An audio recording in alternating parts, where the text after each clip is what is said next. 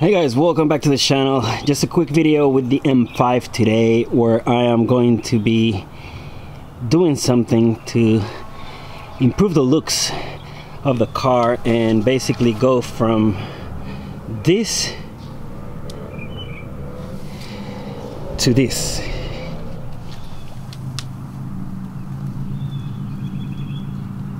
And if you've noticed that and you got an eye for fitment, you'll see that this side looks much better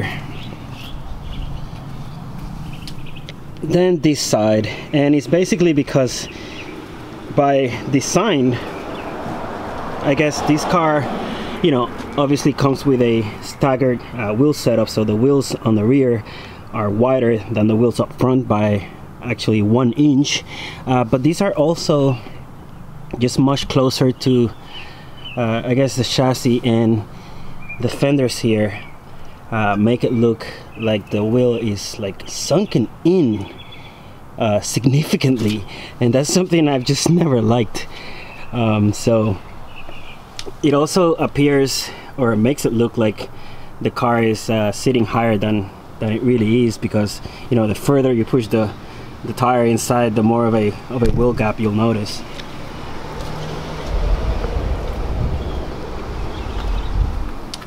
Now, the way you fix this, of course, aside from just getting a different wheel, you can use spacers and push the wheel out by a specific amount depending on the type of spacer you get, and of course that makes the wheel sit a lot, or the tire and wheel sit, you know, more flush with the fenders. So for me, it definitely improves the looks, a little bit of a better stance. It also reduces the apparent wheel gap, so the car sits, or it looks like it sits a little bit lower. Now let me pause here for a second, because I did want to mention a few things that I just remember as I was editing this video. This is not a tutorial on wheel sizes, offsets, or fitment. You can search online, or I can do another video on that at a later time. I just wanted to clarify where I stand when it comes to spacers. I've always said that if you need spacers, you probably have the wrong wheels, and in this case I'm dealing with factory OEM wheels, and there is no way to change the effective offset without throwing in a set of spacers. However, if you are looking for aftermarket wheels, especially if you're getting something high-end where you can customize, you know, your specs, just try to find something that fits according to your, you know, fitment needs, and get the right offsets to, you know, push or sink the tire and the wheel as you need to for, you know, suspension clearance, fender clearance, and the looks. If you do get the right sizes, there's really no need to go for spacers. Sure, if you're looking for something you know, off the shelf that has a range of offsets, and you find something that it's close enough and you have to, you know, do very fine adjustments with a, let's say, a 3mm spacer, that's a lot better than having to throw in, you know, massive 20, 25, 30mm spacers. Don't do that if you can avoid it. So I have ordered this kit from ECS Tuning, and these are 15mm hub-centric spacers. These are specific for the E39, which, as you may know, has a very particular hub bore size of 74.1mm, contrary to most cars out there, which is something I really dislike about the car, because it makes it really hard to find a set of wheels for it, or, you know, I guess we'll leave that conversation for another time. But these are E39 specific. The kit also comes with new bolts, which are longer to account for the added width of the spacer, and that is very important. You definitely don't want to use the stock bolts with a spacer. I mean, you can see right here, look at the difference, the OEM bolt versus the extended one. So there's quite a big difference to account for the 15mm, and you definitely don't want to use a spacer with the original bolts. You don't want to mess with safety when it comes to your wheels and tires. So the kit comes with everything you need, and I think it's gonna be great.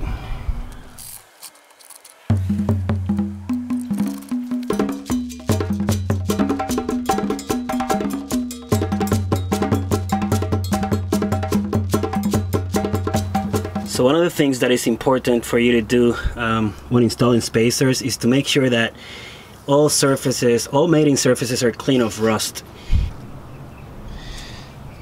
And this install is going to be fairly easy. It's just really a matter of putting the spacer and lining up with the holes and mounting everything back on. Nothing more to it. I am going to be putting or adding a little bit of anti-seize to the spacer around the hub area and here, because you don't want this to, you know, seize onto the rotor if you need to remove them later on. And actually, as you can see, these are brand new rotors. The car has new rotors and pads in all corners.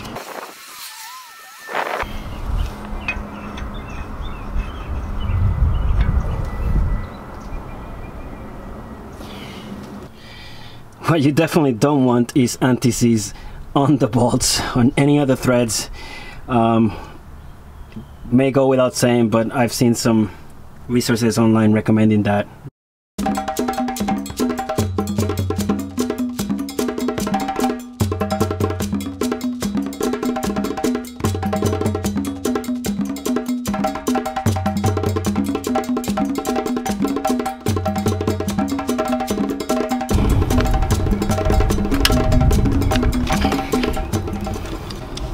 And of course, you're going to want to torque this down to 85 foot-pounds in a star pattern.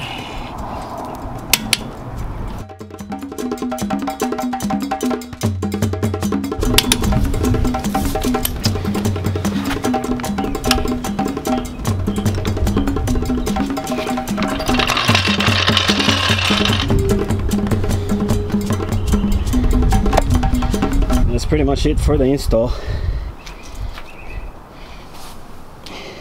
and that looks just a lot better, to be honest. It's only 15 millimeters, but it makes one hell of a difference. Both sides installed now.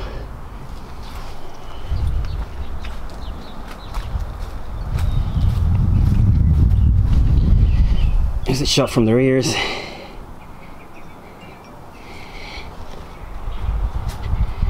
And one thing that I was a little worried about was, you know, that I may have, you know, with the spacer, you know, how far off the wheel was going to come out compared to the rears. You do want to maintain the factory, I guess, geometry as much as you can. I don't want to have a wider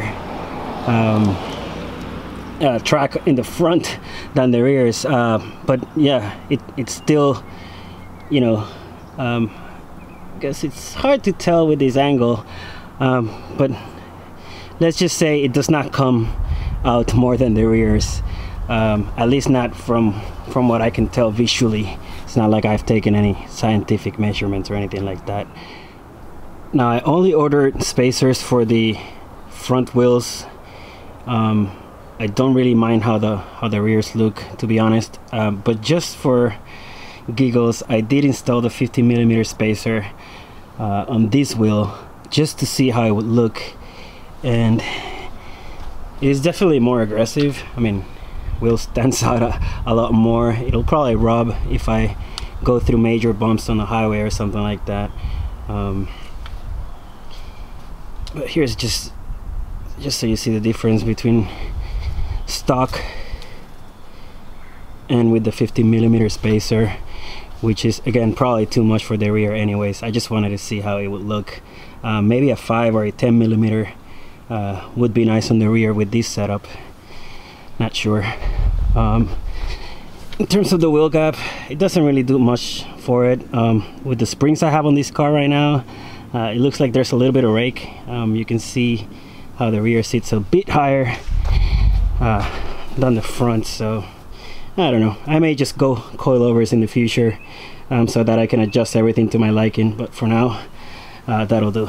Just gonna go ahead and take this spacer out and put it where it belongs, in the front. Right, I love the stance now. The install is complete. Now it's a matter of taking the car for a spin and making sure there's no vibrations or anything like that.